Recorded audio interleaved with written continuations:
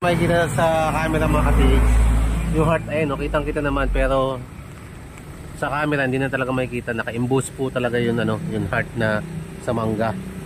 Meaning, itong mangga to matanda na talaga, century na mango tree. Yan, ayun, heart, andyan, taas. Kita naman sir eh. Makita ko talaga yun, ayun, taas.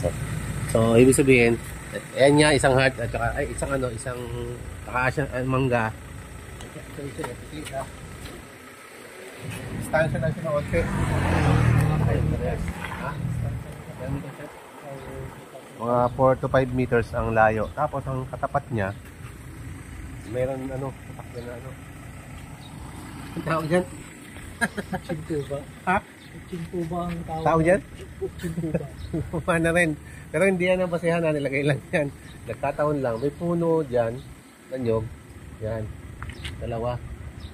Sabihin, century na ano ba yan? Na lubi.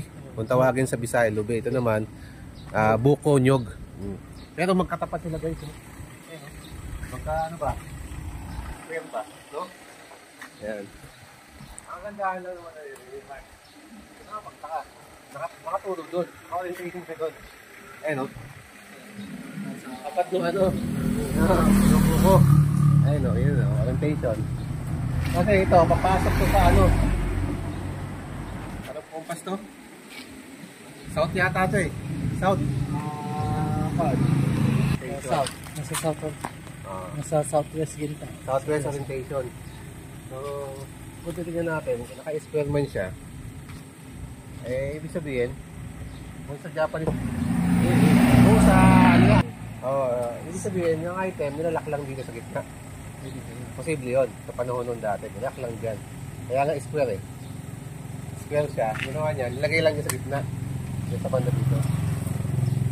Ganyan. Dahil sa heart na rin yan, kasi orientation niya, papunta dito. Sumusunod lang tayo sa orientation. East-west din to. East-west orientation ng dalawang to. Ibig sabihin, nandito lang yan, banda. Baka dito lang yung banda. Dito ba? Kasada na talaga. Sinubukan mo pa doon, di ba? Yun na, Yan na.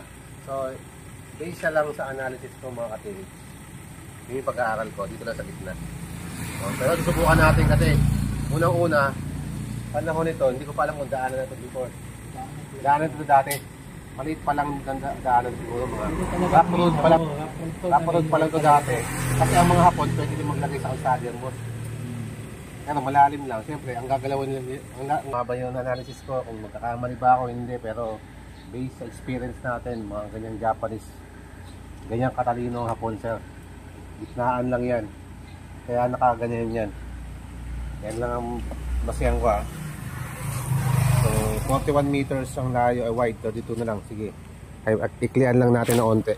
Gawin lang natin 7 meters, boss. Pasok na yan dyan.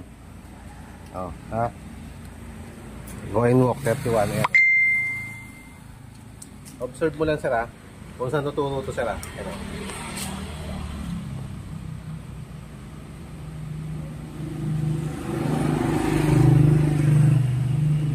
Yan. Tuturo na, sir, Ayan. Sige, may tuturo siya.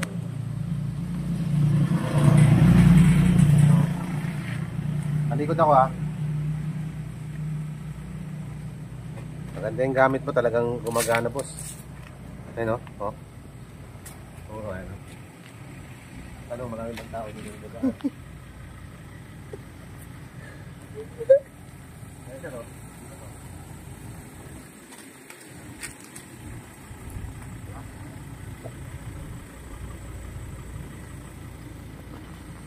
Tama yun yung mapping ko, tama yun ko. Analyze ko na nandito sa gitna. Yung target, lapit sa nyok.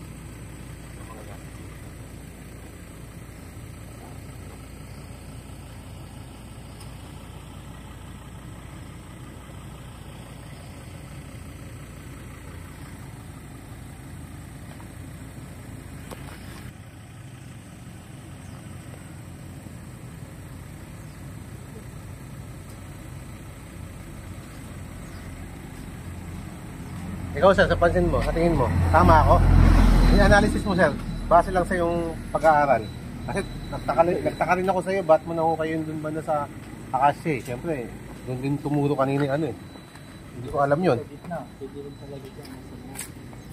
No. Di ba mayroon kang limbok? Hmm. Ito, kinuha na ng gobyerno to. Yan, yan.